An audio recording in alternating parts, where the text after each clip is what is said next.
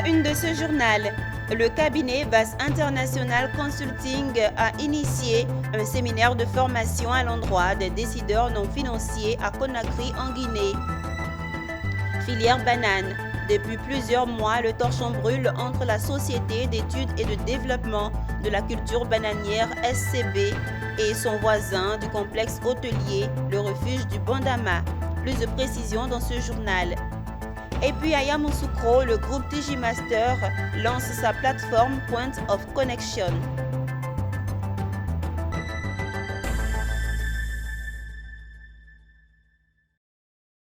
Madame, Monsieur, c'est l'heure de l'actualité sur Business 24 Africa. Bienvenue.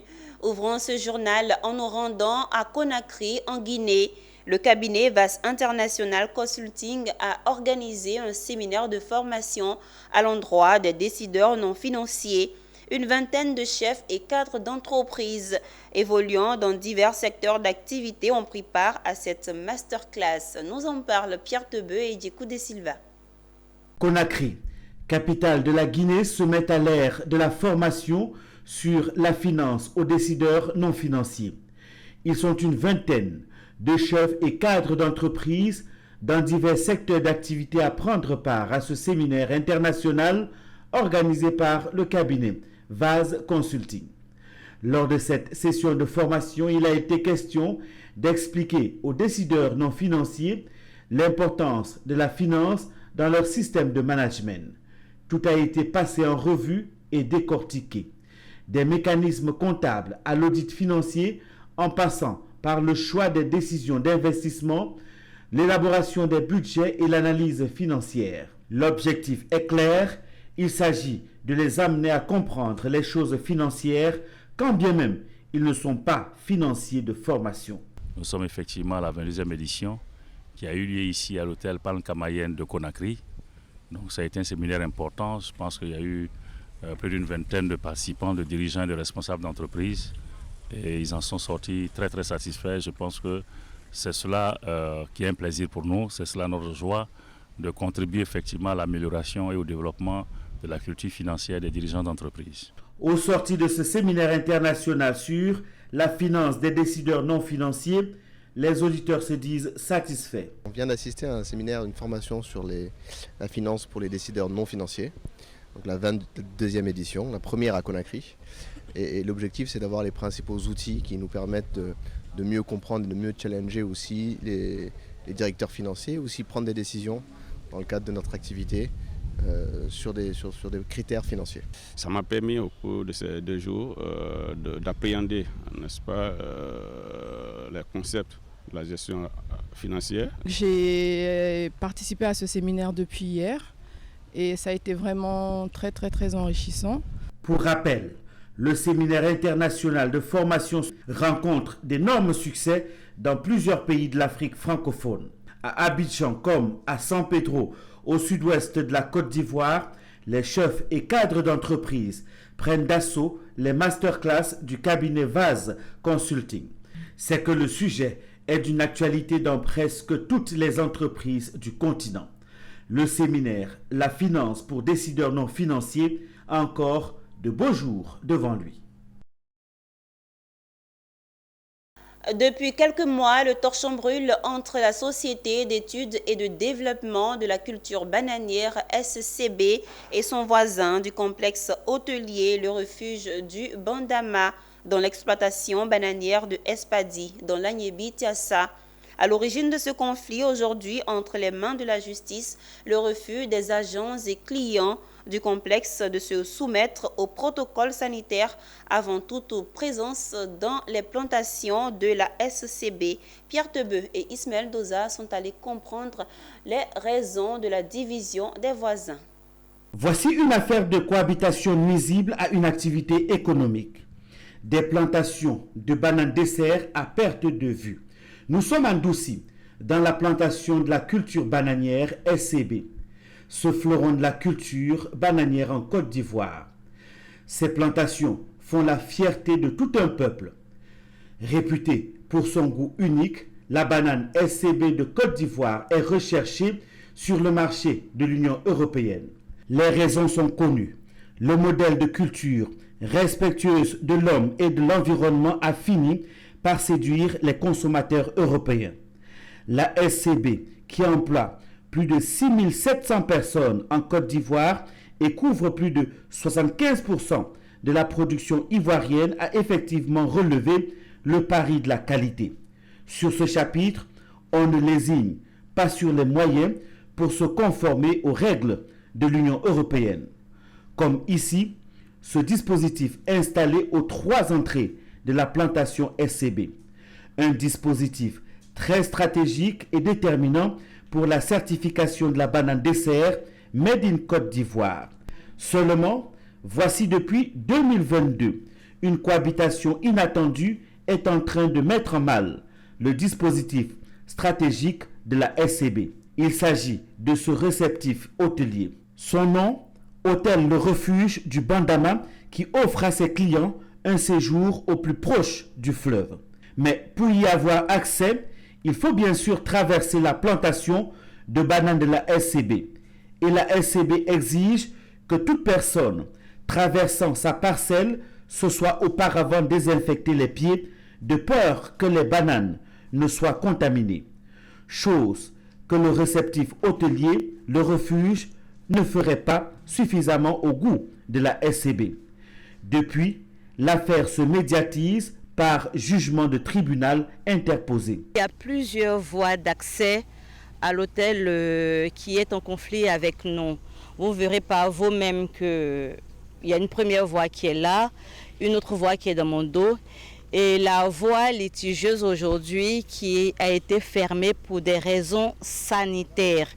Mais n'empêche que les propriétaires de cet hôtel et leurs clients ont toujours accès à leur établissement en utilisant les 2 autres voies qui sont bel et bien ouvertes. La seule chose qu'on leur demande, en fait, c'est de respecter le protocole sanitaire de la SCB qui est mis en place à la demande du ministère de l'Agriculture et des auditeurs internationaux pour protéger la culture de bananes des maladies et des bactéries. Pour ceux qui visitent la bananière, nous remplissons des fiches pour identifier leur origine et surtout les encadrer.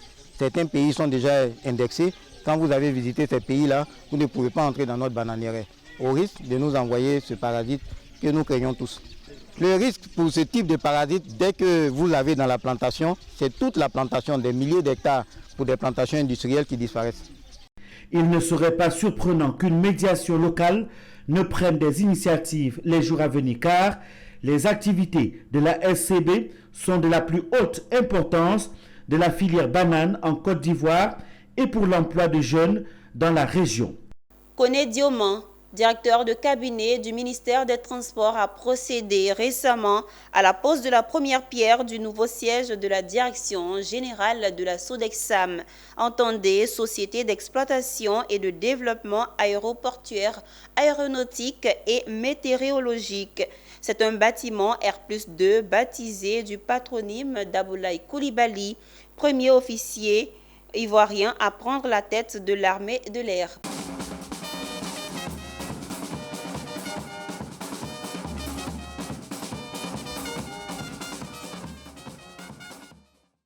L'ouvrage destiné à abriter la direction générale de la SODESAM sera bâti sur une surface de 892,5 m².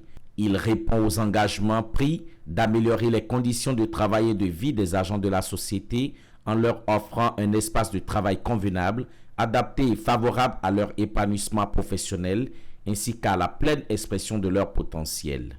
Ce nouveau siège de la SODESAM d'un coût de 2 milliards de francs CFA financé par les ressources de la SODESAM grâce au budget de l'État de Côte d'Ivoire, portera le nom du général Abdoulaye Coulibaly, ancien pilote du feu président Félix Houphouët-Boigny.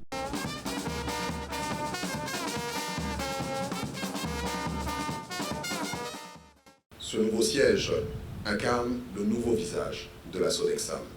Une SODEXAM qui est fière de ses acquis. Une SODEXAM en quête d'excellence pour toujours mieux accompagner le développement de la Côte d'Ivoire. La pose de première pierre de cette infrastructure a été faite par Koné Dioman, directeur de cabinet du ministère des Transports. Selon lui, la construction de cette nouvelle infrastructure intègre pleinement la vision du chef de l'État qui a toujours placé l'homme au cœur de ses politiques par le renforcement et la valorisation du capital humain, mais également la préservation de nombreux programmes à destination des travailleurs et surtout des fonctionnaires et jeunes. Je suis donc heureux que la SODECSAM ne reste pas en marge de ce vaste programme en se dotant d'un nouveau bâtiment, plus moderne et plus fonctionnel. Les autorités ivoiriennes ont saisi l'occasion pour rendre un hommage au général Abdoulaye Coulibaly, cet officier ivoirien à la tête de l'armée de l'air qui a assuré la relève du dernier officier français en 1964. L'atelier régional de haut niveau sur le renforcement de la coopération régionale dans le domaine de l'enseignement à distance en Afrique de l'Ouest a refermé ses portes à Abidjan.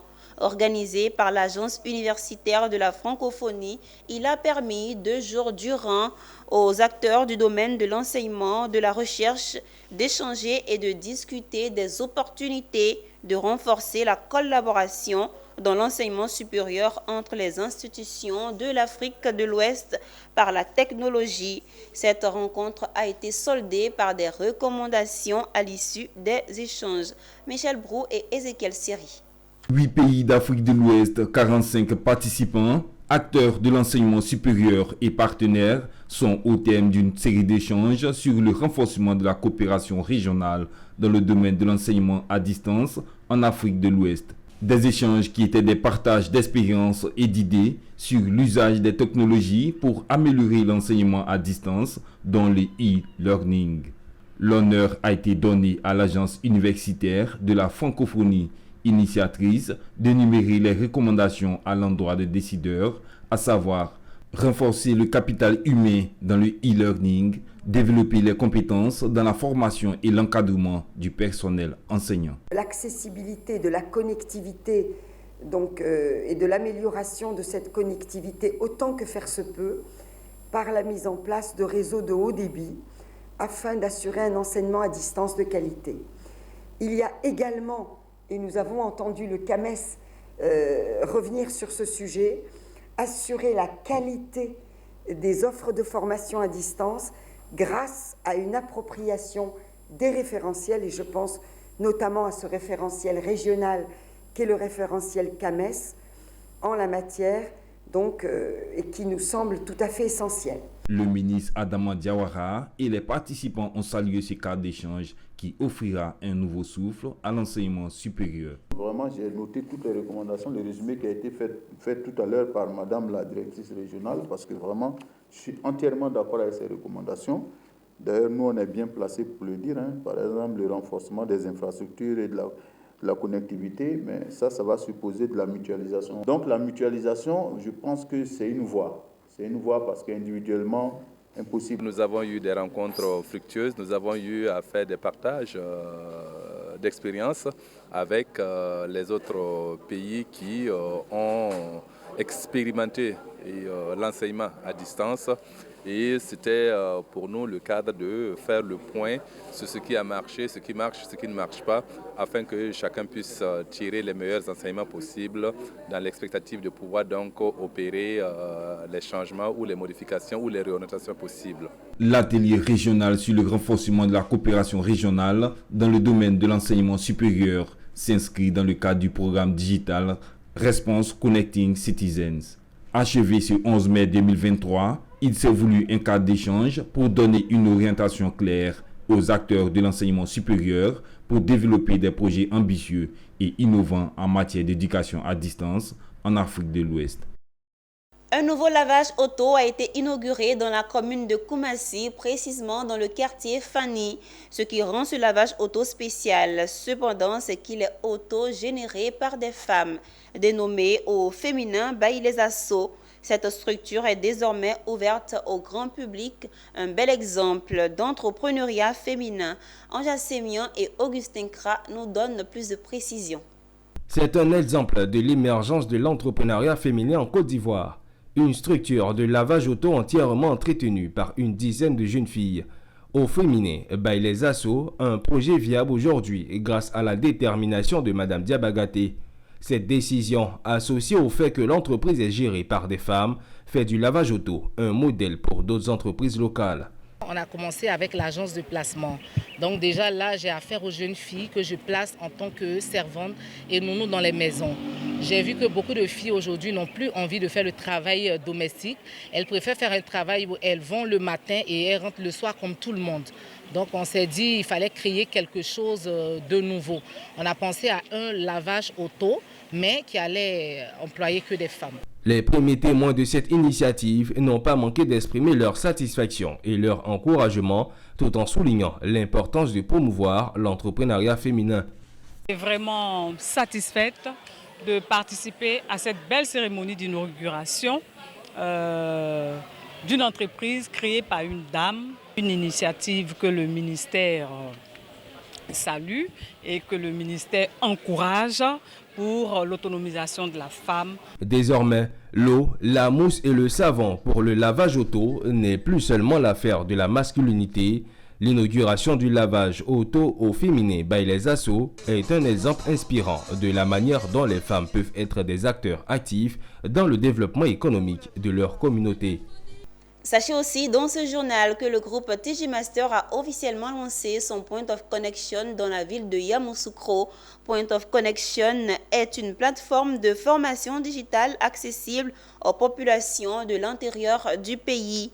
Avec pour point de départ Yamoussoukro, il va permettre de former environ 3000 jeunes dans 5 régions de la Côte d'Ivoire. Suivez.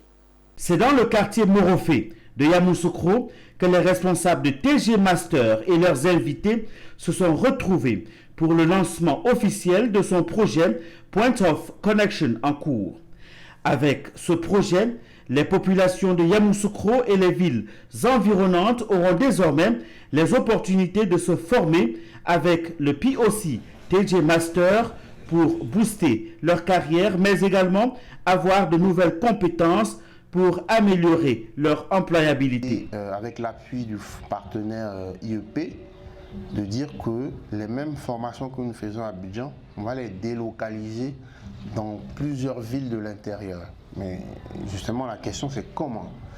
Donc on va utiliser ce qu'on appelle la digitalisation. C'est-à-dire qu'on va numériser les contenus de formation par vidéo, par des textes, des images, etc. qu'on va mettre disponible sur un serveur et des gens vont pouvoir se former dans une salle comme s'ils étaient à Abidjan. Donc une partie de la formation, comme a dit le directeur, le coordinateur pédagogique du TG Master, Dr Kobenan, une partie de la formation en ligne et puis une autre partie avec des professeurs qui viendront. Une bonne nouvelle pour les invités. TG Master, je l'ai vu naître. Aujourd'hui, TG Master a grandi, formé des jeunes gens dans le cadre du digital. Alors j'aimerais vraiment encourager les jeunes à s'inscrire à la formation du TG Master. Éducation, formation, emploi, tel est le tritype qui définit l'engagement et la vision du groupe TG Master pour la cause des jeunes, gage de la solidité et le fer de lance de tout développement. Direction l'ouest de la Côte d'Ivoire, précisément à Mans, où durant 3 jours, les membres du Lions Club Filao ont déroulé un programme d'action. Il s'agit notamment du dépistage du cancer du col de l'utérus et du diabète, de dons aux orphelins et de rénovation d'écoles pour environ 33 millions de francs CFA. Des actions qui vont renforcer celles déjà posées en 2022 au profit des populations défavorisées de cette région du pays. Le récit de Mondésir Nascimento. Après les dons faits en 2022, les Lions du club Abidjan Filao et leurs partenaires retournent à Mans dans l'ouest de la Côte d'Ivoire, une fois encore les bras chargés pour des œuvres charitables. 3 jours passés avec les populations avec à la clé plusieurs activités. Il s'agit entre autres de la rénovation de l'IEP Mans Libreville, une école créée il y a des lustres actuellement en état de délabrement avancé. Les Lions y ont apporté environ 7 millions de francs CFA et du matériel pour sa rénovation.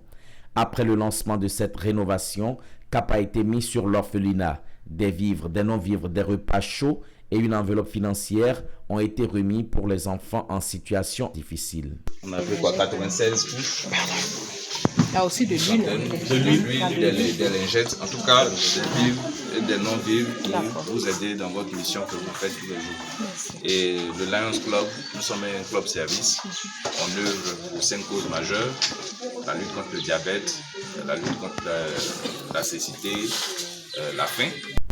À cela s'ajoutent des activités de planting d'arbres avec le maire de la commune, des séances de dépistage du col de l'utérus pour les femmes, des séances de dépistage du diabète pour les populations. Toutes ces activités initiées avec comme boussole les 5 causes majeures du lyonisme. On a couru dans tous les sens, avec plusieurs structures pour nous accompagner. Mais finalement, le LANS nous a dit oui. Et nous vous en disons merci. Je suis en délégation avec des amis membres du Lions Club International, une association à but non lucratif faisant de l'amitié son socle et ayant fait du service communautaire sa mission d'existence. Nos pensées, depuis bientôt 4 ans, se sont orientées vers la belle cité de Mans. Avec la participation de tous les clubs de Côte d'Ivoire, qui tournent autour de 60 clubs, pour les 2 régions confondues. Et nous avons, au cours de ces activités, réalisé les 5 causes majeures du Lions Club International. L'activité la plus importante, entre griffes, c'était la rénovation d'une classe de l'EPP Libreville 3, qui était dans un état vétuste. Et nous avons fourni le matériel et un chèque à l'établissement afin de pouvoir réhabiliter cette classe. On a valorisé cette activité aux alentours de 33 millions de francs CFA. Les membres du Lions Club Abidjan Filao et leurs partenaires Lyon et non-Lyon ont également au cours de ce court séjour apporté leur soutien aux initiatives de la région, notamment le festival Kanouko Pleu organisé par Strat Events qui est à sa 4e édition.